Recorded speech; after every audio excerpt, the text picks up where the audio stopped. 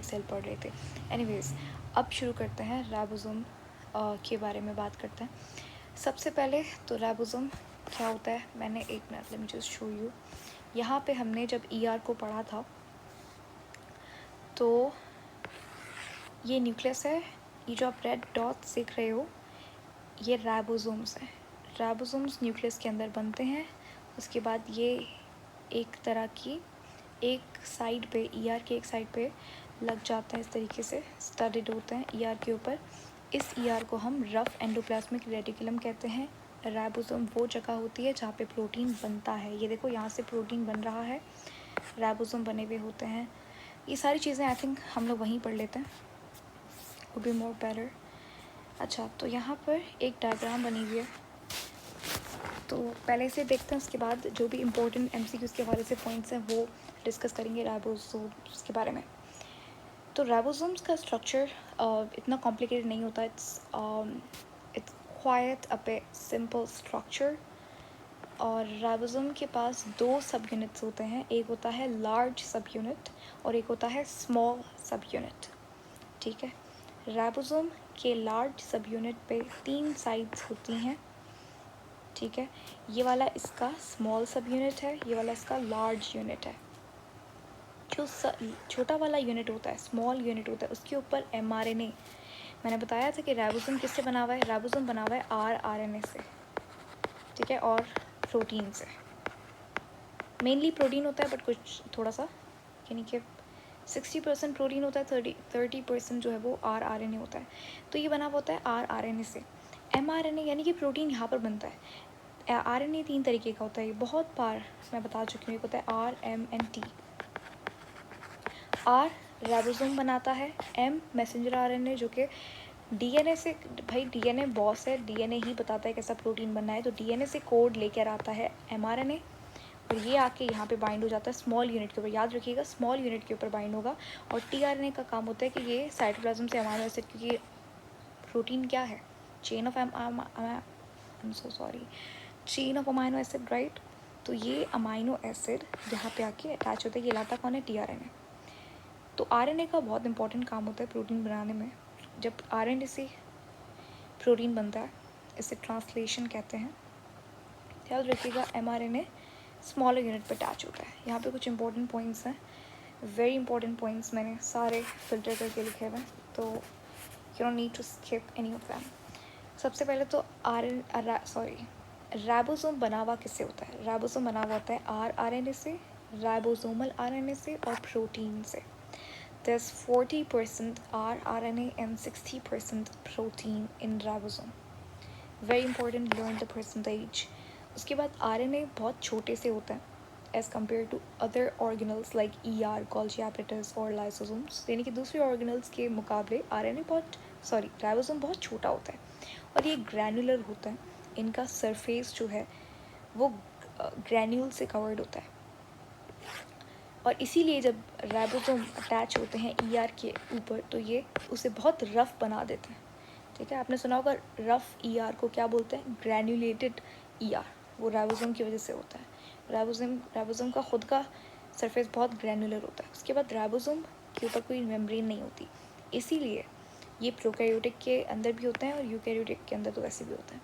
Prokaryotic cells के अंदर membrane bound organelles नहीं होते, क्योंकि राइबोसोम मेम्ब्रेन बाउंड है ही नहीं, तो ऑफ कोर्स प्रोकैरियोटिक के अंदर भी आप इसे देख सकते हो। उसके बाद राइबोसोम्स का एक समझ लो nick name, I mean pet name, या फिर also known as protein factories, क्योंकि यहाँ पे प्रोटीन बनता है। राइबोसोम आपको 2 तरीके के मिलेंगे यूकैरियोटिक सेल के अंदर, एक फ्री एंड बाउंड, ही मैंने लास्ट वाली वीडियो के अंदर भी बताया था यहाँ पर जब हम ईआर पढ़ रहे थे। एक राइबोसोम वो होता है जो कि ईआर के ऊपर होता है, ईआर के ऊपर स्टडीड या फिर बाउंड होता है, क्योंकि ये इसके ऊपर रखा हुआ है, इसे बाउंड राइबोसोम कहते हैं। ये राइबोसोम जो प्रोटीन बनाता है वो प्रोटीन ज़्यादा कॉम्प्लेक्स होता है और वो प्रोटीन सेल के बाहर जाके काम करता है। ठीक है, ये चीज़ें मैं बता चुकी हूँ। अच्छा, एक राइबोसोम होता है जो कि साइटोप्लाज्म में ऐसे ही फ्रीली स्कैटर्ड होता है, उसे कहते हैं फ्री राइबोसोम। जनरली ये जो प्रोटीन बनाता है वो साइटोप्लाज्म यानी कि सेल खुद इस्तेमाल करता है। वापस आ जाते हैं, अच्छा, मैंने ये बात भी मेंशन की थी जब हम एंडो सिम्बायोटिक थ्योरी पढ़ रहे थे। अगर आपने ये वाली वीडियो नहीं देखी है, must check it out. It is one of the most interesting theories in biology. अगर नहीं भी आपके सिलेबस में, doesn't matter, but do check it out, it's very interesting genuinely. तो वहाँ पे मैंने कहा था कि माइटोकॉन्ड्रिया एंड क्लोरोप्लास्ट दो ऐसे ऑर्गेनल्स हैं जिनके पास खुद का डीएनए होता है, जिनके पास खुद का राइबोसोम होता है, लेकिन डिफरेंस होता है। उस थ्योरी के अकॉर्डिंग, एंडोसिम्बायोटिक थ्योरी के अकॉर्डिंग, माइटोकॉन्ड्रिया क्लोरोप्लास्ट एक समय पे, एक टाइम पे खुद प्रोकैरियोटिक सेल्स थे। उसके बाद जैसे ही ये एक और सेल के अंदर आए, उस सेल ने से इंगल्फ किया, फिर इन दोनों के बीच में सिम्बायोसिस हुआ। खैर, वो थ्योरी नहीं अंडरस्टैंड करनी हमें अभी, वापस आ जाता है। तो या कहने का मतलब ये, आप प्लीज़ वो वाली वीडियो देखिएगा, आपको बहुत अच्छे से समझ में आ जाएगा व्हाट इज़ एंडोसिम्बायोटिक थ्योरी। तो माइटोकॉन्ड्रिया क्लोरोप्लास्ट अगर आप नहीं भी देखते तो it's okay, it's not a very complicated theory. Theory का पर्पस, थ्योरी यही कहती है कि भाई जो यूकैरियोटिक सेल है वो प्रोकैरियोटिक सेल से ही बना हुआ है।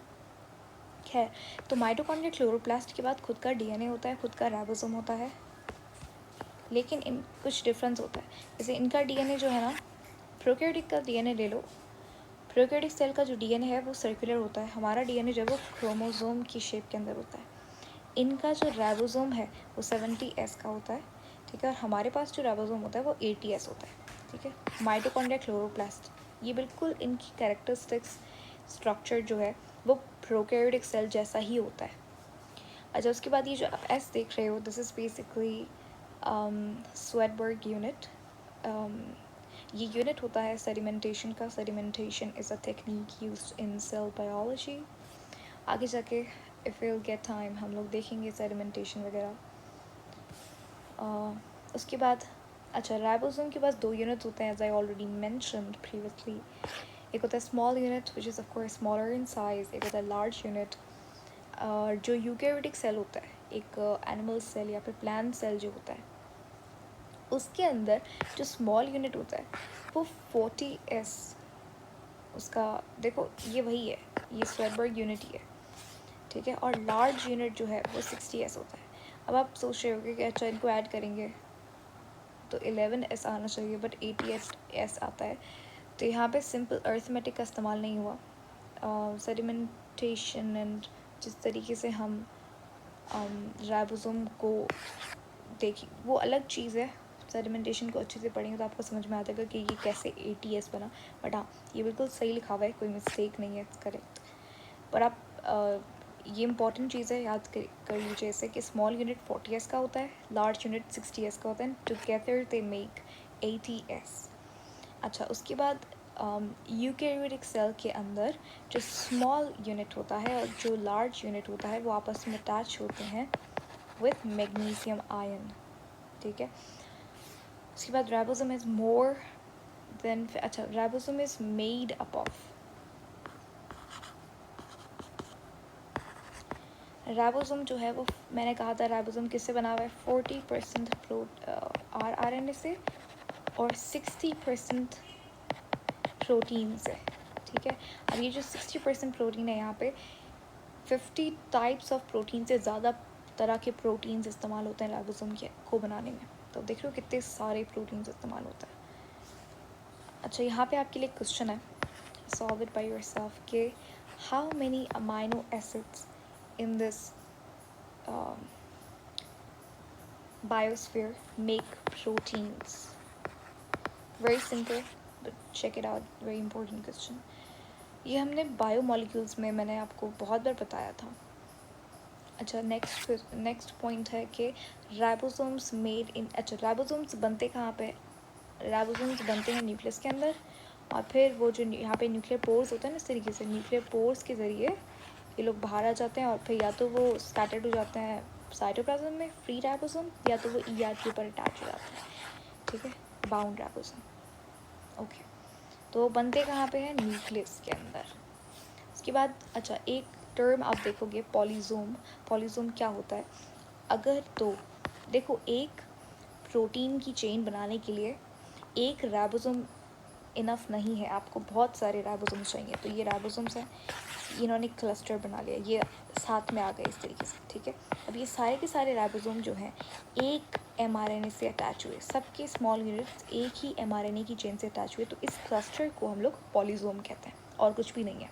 Very simple, it is a cluster of ribosome that bound to a single mRNA during translation. Translation यानी कि RNA से प्रोटीन बनता है, उस प्रोसेस को ट्रांसलेशन कहते हैं।